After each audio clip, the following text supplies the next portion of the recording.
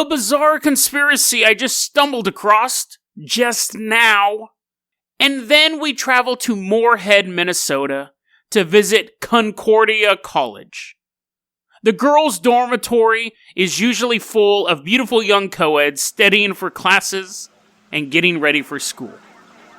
But according to some women, it's also a place haunted by an alien reptilian spirit. Today on Dead Rabbit Radio.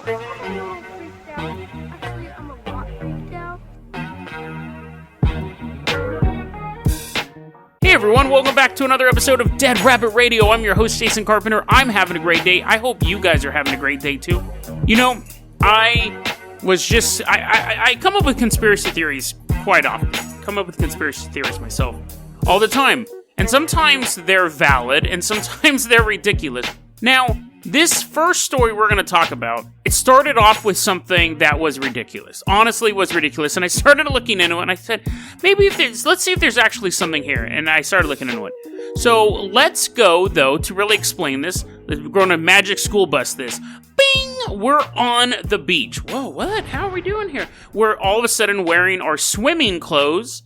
So, I'm wearing shorts. You're wearing whatever you're wearing. I don't know. You're not your mom. I'm not going to pick out your wardrobe. You're wearing swim clothes. And we have a new Patreon, Lambie. Lambie, thank you so much for supporting the show. Really, really appreciate it. Lambie will be the lifeguard for this episode, making sure none of us swim too far out into the sea. But I'm like, come on, guys, let's go. Splash, splash. You're like, dude, it's super cold. I'm like, no, let's swim. And after you guys end up rescuing me, after I black out because I'm not a very good swimmer and I'm in the high tide area, you guys have to pull me back onto the beach. And as Lambie has to do CPR on me, I will finally come back alive. And I'm like, okay, that was a bad idea. I'm not a strong swimmer. But I wanted to find this. And I hold up. This is a really convoluted intro for what this is about. I hold up a plastic drinking bottle. Like a plastic soda bottle, right? And you're like, everyone's kind of standing around. I'm like, hey, Lambie, don't quit doing that sweet CPR. Give me some of that mouth to mouth. So while Lambie is still giving me mouth to mouth, I explain this. I've had a conspiracy theory. I think recycling is a crock. I don't believe that recycling. I think it's a scam. Now I recycle, but I still think it's a scam. I think that a lot of stuff is labeled recycling, but it's just to make people feel good about buying it. I have a story coming up, and I don't want to give it away because it's a really interesting story, but I know for a fact that some stuff is a scam with recycling. But we'll talk about that in another episode because that involves paper. Today we're going to mainly focus on plastic. You're like, Jason, how many episodes do you have planned about your recycling is a scam conspiracy? Well, here's the thing. I think it's a scam. And this is actually a good insight into the mind of a conspiracy theorist, because I will never ever claim that I am a super smart person. I think I have fairly average intelligence. I will never go out and proclaim that I'm super smart. I'll say I'm smarter than my brothers, of course, but I don't think I'm smarter than you. And to be fair, you're probably not smarter than me. I think most humans are average. But a key to being a conspiracy theorist is having very limited knowledge of what you're talking about. Like when people talk to me about conspiracy theories involving film, predictive programming, the way the mind works, sociology and stuff like that, I dismiss that. I'm like, no, that doesn't make sense. Because I've looked into all that stuff. I find myself more educated in, not psychology, but basically like armchair psychology and sociology and stuff like that. I've looked into that more. So when people come at me with that stuff, I'm like, no, this doesn't work because of these things. I know nothing about the science of recycling at all. So it's very, very easy for me to just come up with the conspiracy saying, it's a scam. It's a scam. And that's a way that we have to look at people who believe in bizarre conspiracy theories, like the one I'm about to say. People who believe that we didn't land on the moon tend to be very distrustful of the government and the media, and also don't really have a good grasp on how geometry and physics and astronomy and all of this stuff works together, and how it's no different than us launching galleons across the ocean. They were both these huge feats of human engineering. People believe that we didn't land on the moon, You'll never meet a person who says, oh, I don't believe that cruise ships exist. Like, I think that I don't think there's anything outside of America. I think the ocean just goes on for forever. Actually, that's an interesting conspiracy theory. I wonder if you can find people who believe that. But there are people who believe we don't land on the moon. Those same people will believe that a Carnival Cruise Line ship exists, but if you went back 500 years, you could probably find people who would say, what? No, Christopher Columbus, that's just a myth. No one's ever built a ship that big. Nobody's ever crossed the ocean. It doesn't make sense. It's fake news. Fake wood carvings. So I know nothing about recycling, and it's really easy for people who don't know something to develop a conspiracy theory about it. This is the reason I believe recycling is a conspiracy theory. I think it's a crock. I shouldn't say a conspiracy theory. So I buy a clear bottle of Coca-Cola. I drink the Coca-Cola. I throw the bottle into the recycle. Now, here's really where I got my conspiracy theory. You remove the bottle cap, you throw it into the garbage can, and you're supposed to remove the cap because it's supposed to be a safety thing. So basically, you are recycling the bottle, but the cap itself is almost as heavy as the bottle, if you think about it. Like, yeah, the bottle's bigger, but the cap's very heavy, and you can't recycle the cap. So you're recycling only half the plastic in the bottle. If recycling was real, if bottle recycling... Now, I'm going to tell you this. I looked this up, so I can already tell there's a couple of people pulling their hair out right now. If recycling is real, if you can really recycle a bottle, you should be able to recycle all the plastic, not just half of it, because that lid is so heavy. Now, you're like, Jason, this isn't really your first segment, is it? Well, here's the thing. I looked it up. They have now developed the technology, like super recently, to be able to recycle both the bottle and the cap. They wanted you to take the cap off, throw the bottle into the recycling. They melt that down, and then like the cap she kind of just threw in the garbage can, but that's still a ton of plastic. So recycling companies have said, oh, we figured out a way to do it. Now, the articles I read, this might be a conspiracy theory, but they didn't say how they know how to do it, just that they can do it. Still suspicious, but that's not what this is about. Because that's a stupid conspiracy theory. I can guarantee you that if I spent more than 20 minutes looking into it, I could find out, one, that the cap doesn't have as much plastic as the bottle. The cap does seem awfully heavy, but it's a stupid conspiracy theory. I still believe recycling is a scam. I do believe that. And again, it's a look into the mind of a conspiracy theorist at heart. The funny thing is, you can't really debunk this because you hear how scattershot it is. I've kind of touched on 4 different topics. If I was super serious about this, the way people are super serious about flat Earth, it would be really hard to argue logic into my head because I would just keep changing. Oh no, if you argued, well, that's not the same amount of plastic, Jason. That's a weird, that's just not true. You're making something that's not true. I could pivot to, well, how do you recycle a Mountain Dew bottle, which is green, and then this other bottle that's clear, and you can keep pivoting. That's the other thing. If you've ever argued with a conspiracy theorist online or in real life, it's entertaining and frustrating. It's entertaining because they're just hilarious to be around, and it's frustrating because they just keep pivoting every time you hit a target. And then once they get to something you can't answer, they go, that's what I thought. Or they'll always just go, I'm just asking questions. So I'm just asking questions about the recycling. But that's not what this is about, actually. I did find a legit conspiracy theory involving bottles and bottle caps. You're like, damn it, Jason. I thought you were going to move on to the next story. No. So I will eventually. As I was doing this research, quote unquote research, I found this thing. They had this in 2017. I'm sure they've done it in other years. I don't think they're like done and done. Our work is done.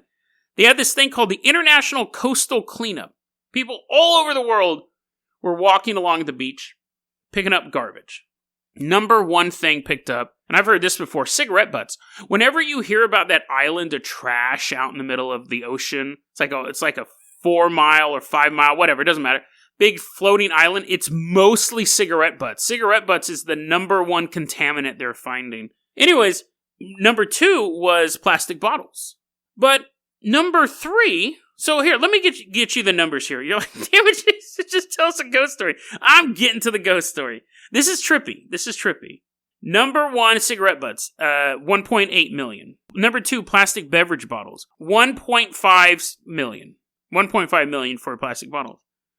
Plastic bottle caps, 822,000. So we're looking at a difference of around 700,000 more bottles than bottle caps. Now, I know what you're thinking. Jason, didn't you just say people remove the bottle caps from the bottles to recycle them? And so it would make sense that you were finding more bottles than bottle caps. That's true. However, they didn't go to a recycling center and go, hey, look, there's more bottles and bottle caps. They're walking along beaches all over the world. All over the world. And that is a vast difference between the two. So they put out a fact sheet. The International Coastal Cleanup people put out a fact sheet. And based on, it's broken down by country. We have countries that have 46,000 bottles they picked up and 41,000 plastic bottle caps. That is realistic. Because again, you could figure a good amount of them were people leaving them in their car or whatever.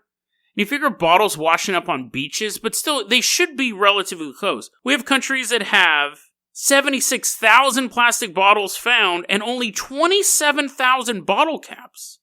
In America, 225,000 plastic bottles picked up off the beach. 76,000 bottle caps. And to make things just even more bizarre, they could get any weirder. There is a country, I can't really read the PDF, so I'm just reading all these numbers. One country, 11,000 plastic bottles found, 15,000 plastic bottle caps. So here's the math doesn't add up. There is something going on with plastic bottles. I don't know if recycling is a scam. Really? It's hard for me to keep a straight face when I say that. Even though when people tell me about recycling, I'm always like, They're like, dude, you need to recycle. I'm like, I'm just throwing paper in the garbage. I mean, I recycle sometimes, but, I don't go out of my way to recycle. But I think there's something up with plastic bottles and plastic bottle caps. I don't know what. This might be the most vague conspiracy I've ever covered. But, question number 1. Why did it take so long to be able to recycle plastic bottles together? It had something to do with machinery, but that's a little weird. 2, why is it almost never the same amount of plastic bottles being found to plastic bottle caps? They should be within spitting distance. But we're talking about 1.5 million plastic bottles and 822,000 plastic bottle caps. Where are the rest of those bottle caps going? Maybe you know. Maybe you know. Maybe you know, as I'm pointing directly at you. I'm now sitting up on the beach, soaking wet. You guys are just still sitting around the beach, and as I'm pointing right at you.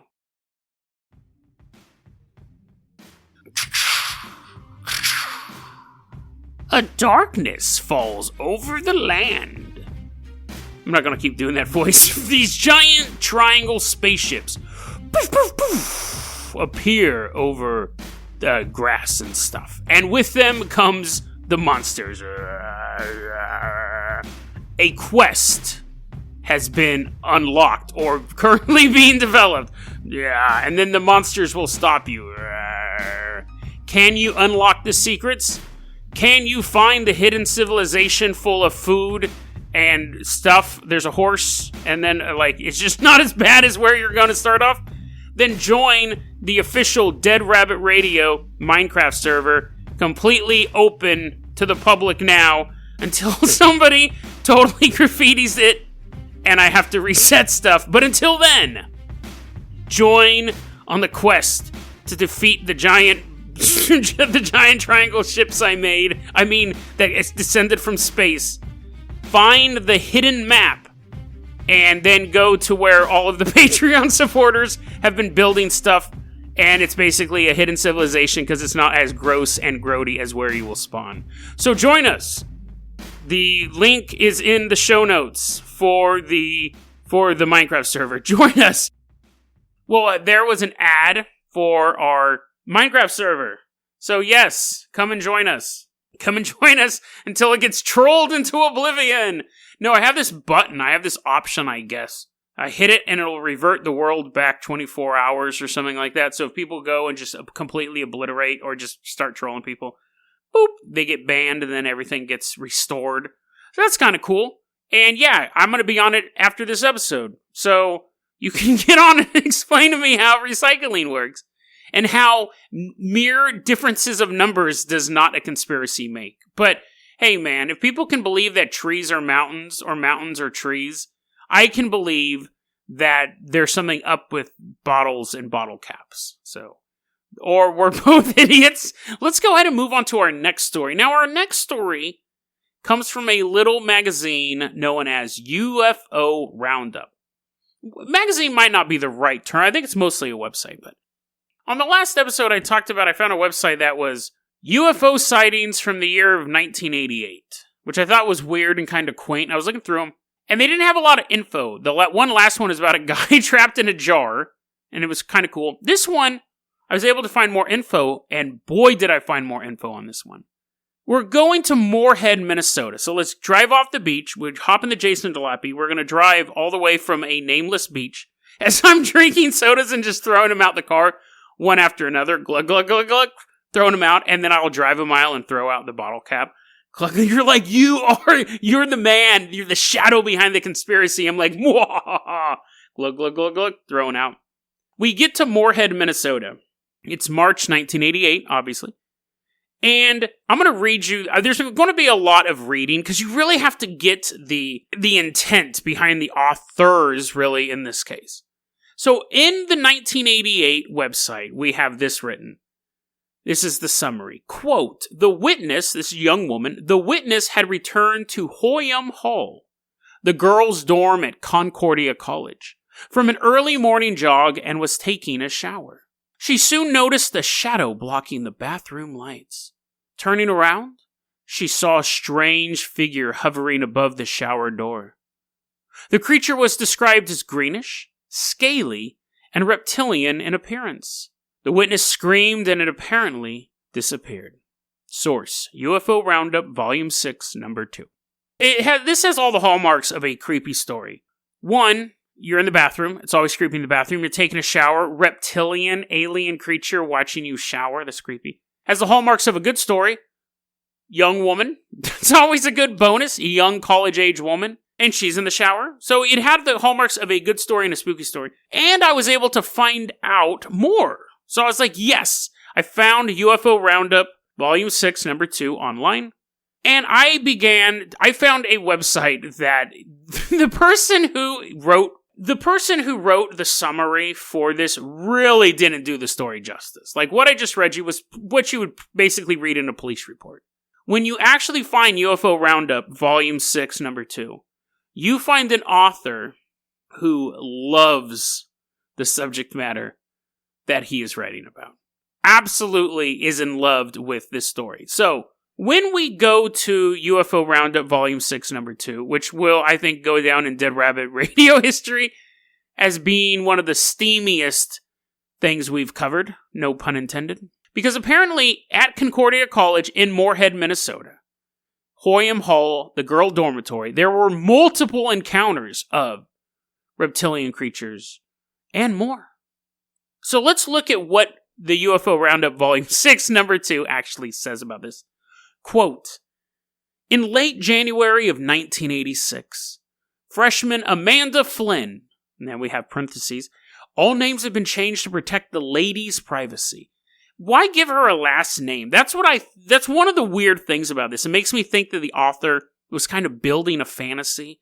Maybe these girls are based on chicks he knew in high school and college. Just Amanda. Amanda's fine. I don't need to know Flynn. I don't need to look her up on Facebook. And it's fake anyway, so I'm sure there's an Amanda Flynn somewhere in Minnesota. It's just weird. These probably are his exes.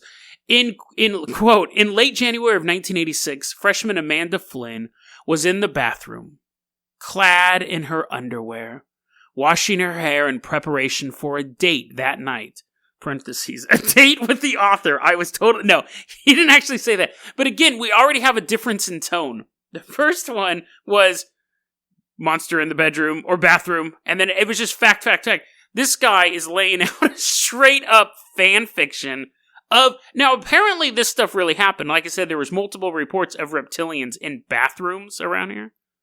But there's a big difference between saying she was having a jogging ready for a shower and then clad in her underwear, washing her hair in preparation for a date that night. Here we go on. Amanda was leaning over the sink. Why was she washing her hair in the sink? Do people actually do that? I've seen that in movies. But she is in the bathroom. There is a shower. But I guess, again, now you have a girl in her underwear, bent over, washing her hair. Here we go on. Amanda was leaning over the sink, scrubbing her shampoo-lathered hair with her fingers. Suddenly, she felt a thumb and forefinger pinch the elastic waistband of her panties. The chilly fingers pulled the waistband far back and let fly. Snap! I didn't add that sound effect. The author actually wrote snap. I have to remind you, this is UFO Roundup Volume 6, Number 2. This is not an Archie comic.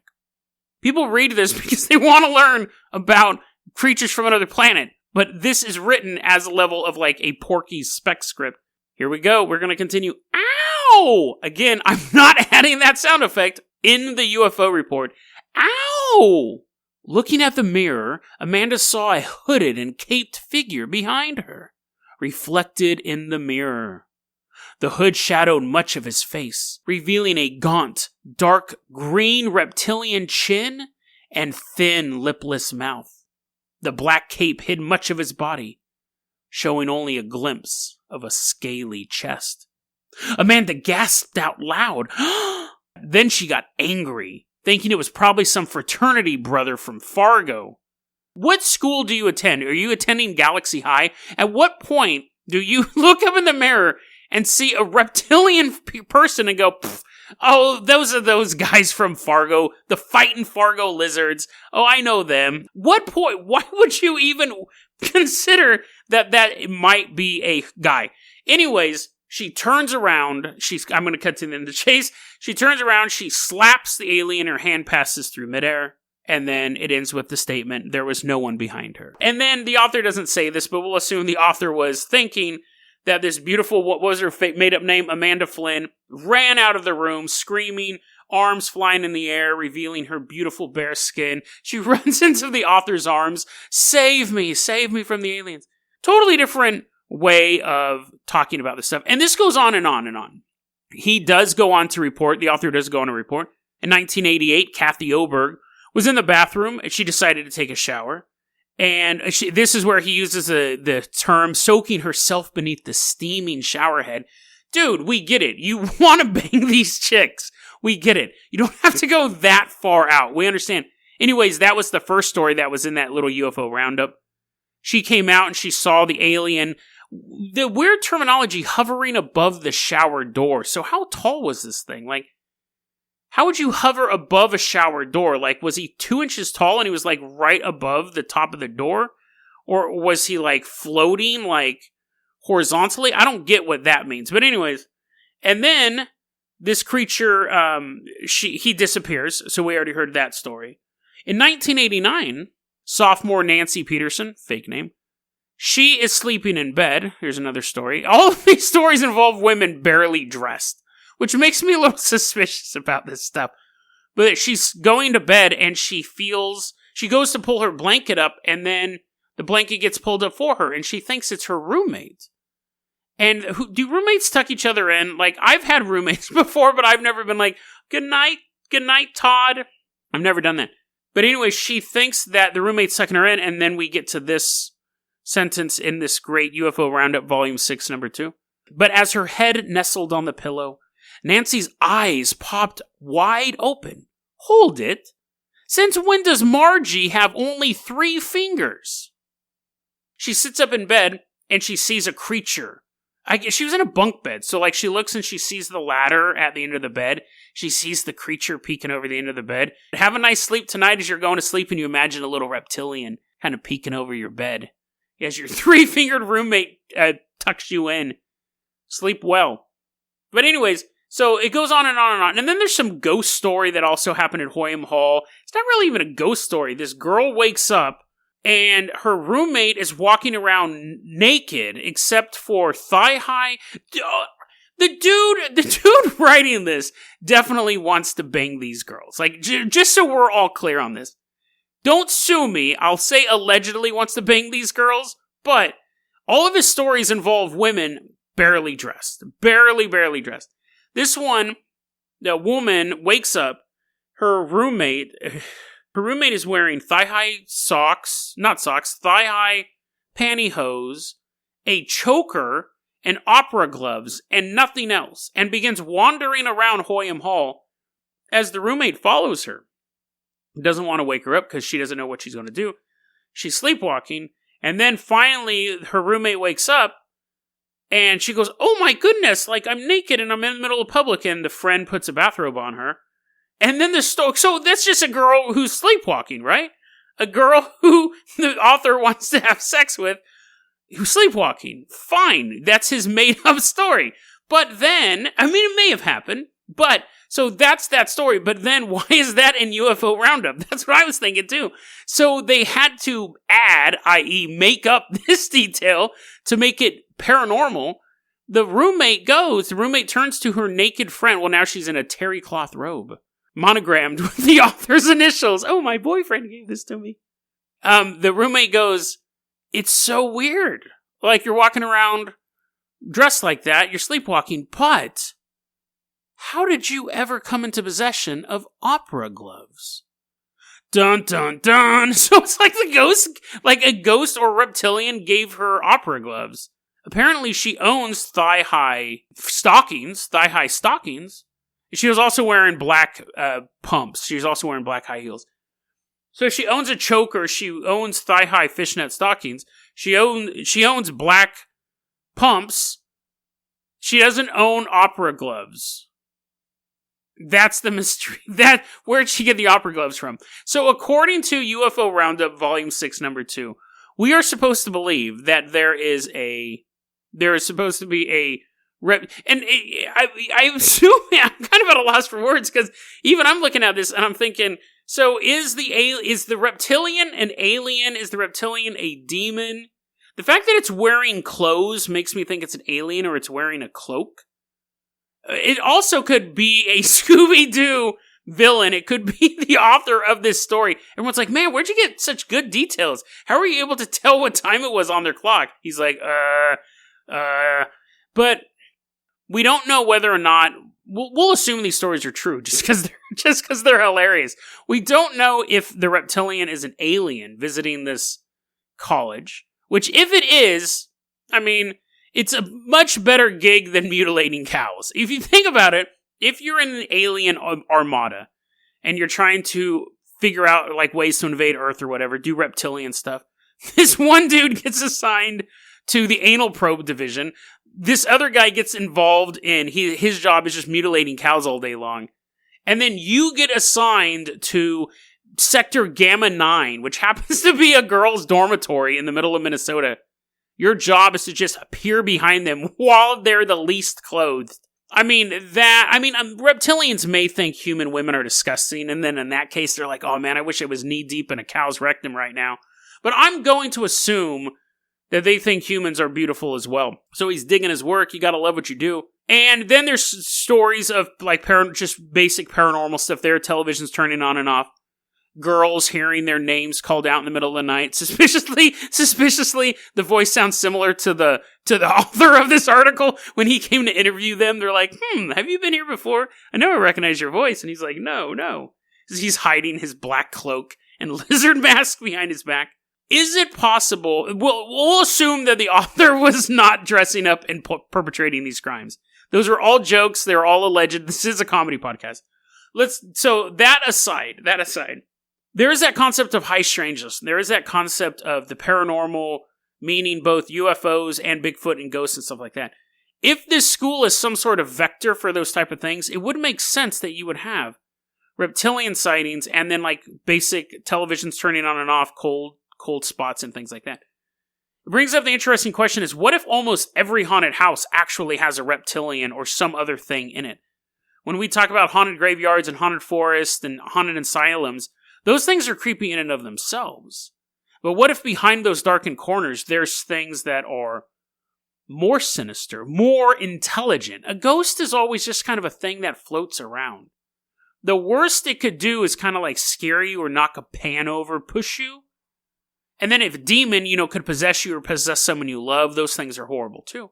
But an alien in a haunted house would have to be one of the most terrifying things, because now you're not simply facing down a dead human, you're facing down a living alien of a superior intellect from a world that is not your own.